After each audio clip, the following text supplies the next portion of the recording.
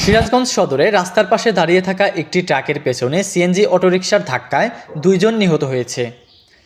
এ সময় সিএনজির একটি যাত্রী আহত হয়েছে। তাকে সিরাজগঞ্জ মেডিকেল কলেজ হাসপাতালে ভর্তি করা হয়েছে। শুক্রবার ভোর 5টার দিকে সিরাজগঞ্জ নলকা আঞ্চলিক মহাসড়কে সদর উপজেলার শিয়ালখোল ইউনিয়নের বহুতি বরতলায় এই দুর্ঘটনা ঘটে। সিরাজগঞ্জ সদর থানার উপপরিদর্শক রফিকুল ইসলাম এ তথ্য নিশ্চিত করেছেন। তিনি বলেছেন, পুলিশ ঘটনাস্থলে পৌঁছানোর আগেই লাশ নিয়ে স্বজনেরা বাড়ি চলে যান। আহত বিষ্ণু হালাদারকে সিরাজগঞ্জ মেডিকেল কলেজ হাসপাতালে ভর্তি করা হয়েছে। নিহতেরা হলেন সিরাজগঞ্জের রায়গঞ্জ উপজেলার কারেঞ্জা গ্রামের গুতো বংশীধরের ছেলে ঠাকুর হালাদার ও কামারখন্দ উপজেলার কুটিরচর গ্রামের আলী আকবর ফকিরের ছেলে সিএনজি চালক আশিক।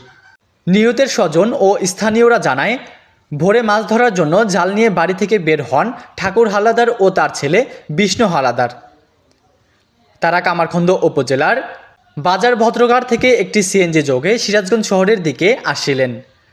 দ্রুতগতির সিএনজিটি সদর উপজেলা শিয়ালখোল ইউনিয়নের বহুতি বরতলা নামক স্থানে পৌঁছালে রাস্তার পাশে দাঁড়িয়ে থাকা একটি ট্রাকের পেছনে ধাক্কা দেয়।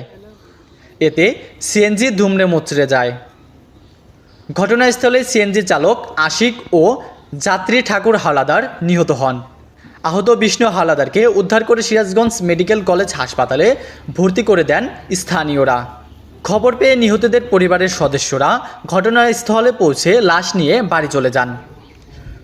নিহত সিএনজি চালক আশিকের ভাতিজা ইসমাইল হোসেন বলেন, ভোরে সিএনজি নিয়ে বাড়ি থেকে বের হন আশিক।